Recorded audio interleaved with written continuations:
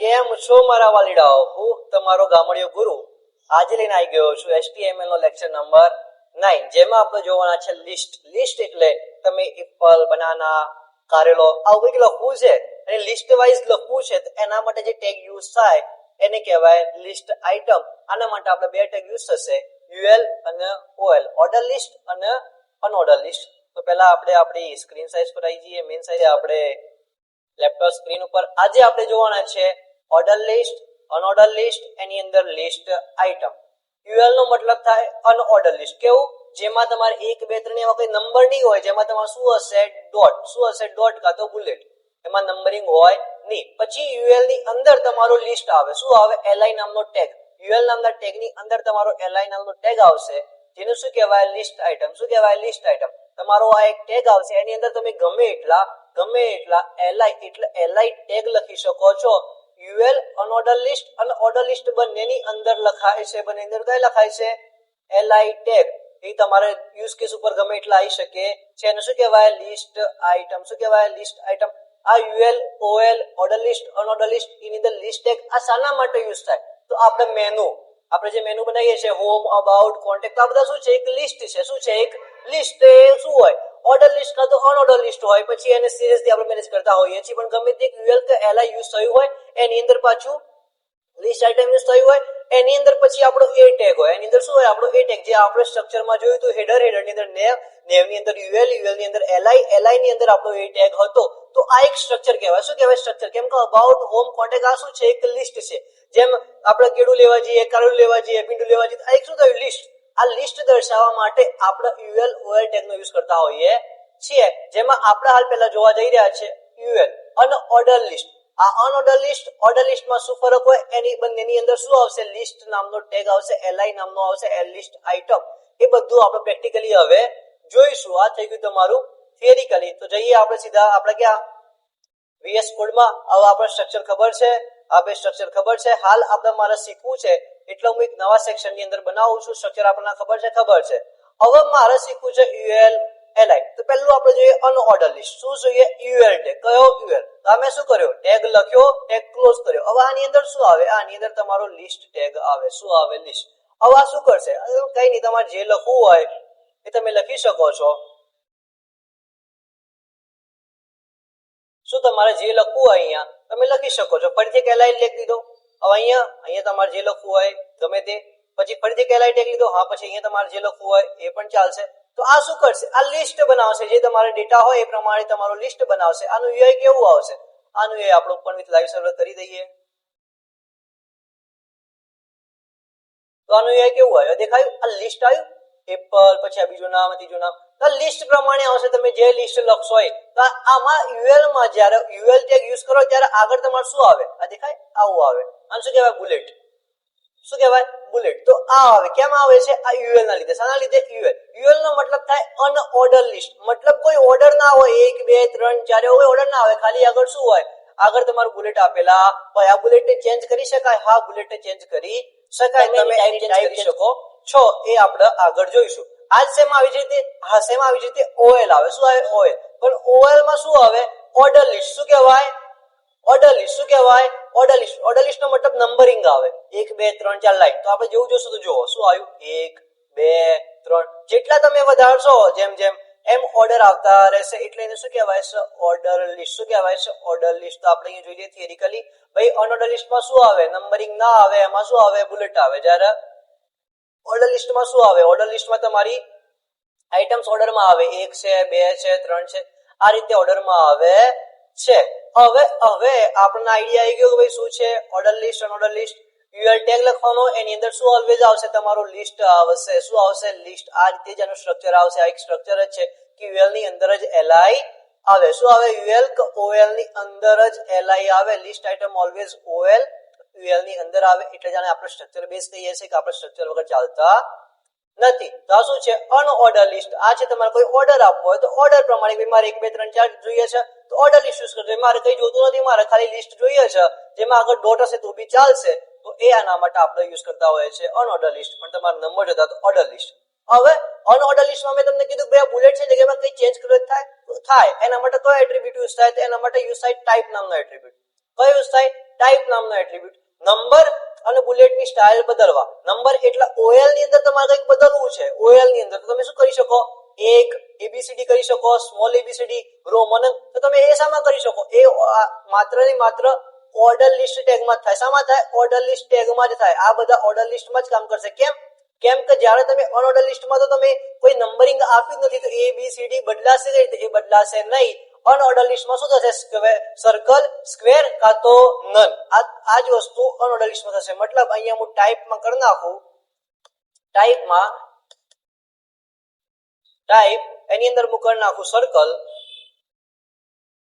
આવું જોજો કેવું આવી જશે. એવું આવી તો જુઓ કેવું હતું. પેલા ઘાટ એકદમ ડોટ હતું. આવું શું આવી ગયું? સર્કલ દેખાય છે. ગોળ વચ્ચે સ્પેસ છે. થોડું ઝૂમ કરી દો આને તો દેખાય છે. અહીંયા ગોળ છે. અહીંયા ગોળ. પેલા શું હતું? પેલા આ જો ટાઈપ કાઢી નાખું તો પેલા શું હતું?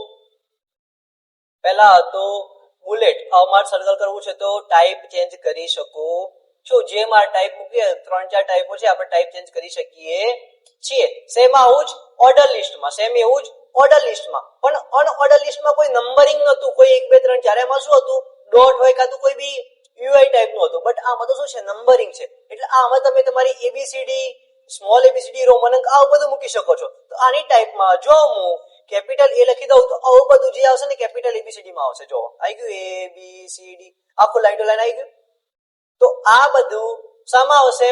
ઓર્ડર લિસ્ટમાં. આ બધું શામાં આવશે? અનઓર્ડર લિસ્ટમાં. બંનેની ટાઈપમાં અલગ અલગ આવશે. આપણે જોઈ લઈશું શું આવશે. તો ભાઈ ઓર્ડર લિસ્ટ ની અંદર શું આવશે? એક આવી શકે, ABCD આવી શકે, સ્મોલ ABCD આવી શકે, રોમન અંક. આ બધું ક્યાં આવશે? ઓર્ડર લિસ્ટ ની અંદર. જ્યારે અનઓર્ડર લિસ્ટમાં સર્કલ છે, સ્ક્વેર છે, કાં તો તમારે કાઢી નાખવો તો નન છે. આ બધું ક્યાં આવશે? અનઓર્ડર લિસ્ટમાં. આ ટાઈપ UL OL બંનેમાં આવશે. આ ટાઈપ જે છે ટાઈપ એટ્રીબ્યુટ બંનેમાં આવશે. પણ ટાઈપની અંદર વેલ્યુ એ આમાં ઓર્ડર લિસ્ટમાં આવશે. જ્યારે અનઓર્ડર લિસ્ટમાં આ જ વેલ્યુ આવશે. અંદરની વેલ્યુ તમે શું લખો છો એ પણ જોવું પડે. ભાઈ ટાઈપમાં તમે પછી અહીંયા કરી દો ભાઈ સર્કલ તો કામ કરશે? કરી દઈએ, કરીએ ટ્રાય. તો શું આવ્યું? કઈ ચેન્જીસ આયા નહીં. કેમ કે ત્યાં કામ કરશે નહીં. કેમ કે શું છે? ઓર્ડર લિસ્ટ છે. ત્યાં તમારા પ્રમાણે કરવું પડે. તો આ મેં આઈ કરતો રોમન અંકમાં આવી ગયા. રોમન કહેવાય તો રોમનમાં આવી ગયું. તમારા ઓર્ડર લિસ્ટમાં તમારે આ 4 વસ્તુ કામ કરશે. અનઓર્ડર લિસ્ટમાં આ રીતે કરશે. પછી આવ્યો સ્ટાર્ટ નામનો એટ્રીબ્યુટ. કયો સ્ટાર્ટ? આપણને ખબર છે એટ્રીબ્યુટ શું છે? કોઈ બી ટેગની વધારાની માહિતી. આ સ્ટાર્ટ નામનો એટ્રીબ્યુટ ખાલી OL માટે જ છે. કેમ કે ધારે કે મેં અહીંયા નંબરિંગ કર્યું 1 2 3. હવે મારે અહીંયા કરવું છે કે ભાઈ પહેલાથી ચાલુ થાય ને કે અહીંયા 10 થી ચાલુ થવું છે. મારે શું કરવું છે? 1 થી ચાલુ થાય છે એની જગ્યાએ 10 થી ચાલુ કરવું છે. ત્યારે તમારો સ્ટાર્ટ નામનું એટ્રીબ્યુટ કામ લાગે છે. સ્ટાર્ટ અહીંયા હું 10 થી લખી દઈશ તો હવે એક જે અહીંયા સ્ટાર્ટ થયું તો ક્યાંથી થશે? 10 થી થવા માંડશે. પણ એ જ વસ્તુ UL માં થાય? UL માં થાય નહીં. કેમ કે અહીંયા ડોટ છે તો તમે અહીંયા સ્ટાર્ટમાં 10 લખી તો બી અહીંયા ખબર ક્યાંથી પડશે? અહીંયા તો શું છે? સર્કલ છે. તો સર્કલમાં ખબર ક્યાંથી પડશે કે ભાઈ શું આવ્યું છે?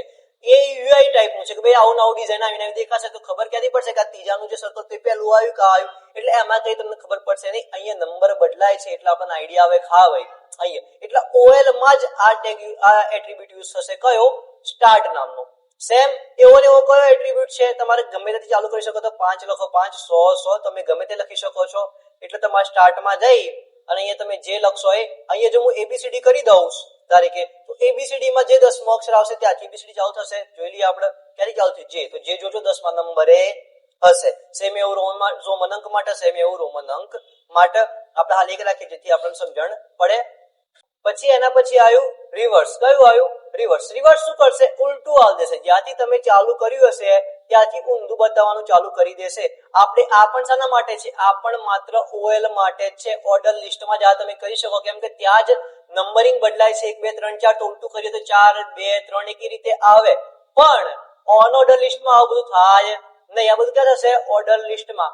હવે જો હું અહીંયા 1 થી 4 એ પહેલું શું એક નંબર આવે મને ટાઈપ કઈ છે 1 2 3 4 વાળી ચાલુ કરી દે 10 થી. પણ મેં શું કીધું? ઉલટું જાય એટલે 10 થી પછી શું આવશે?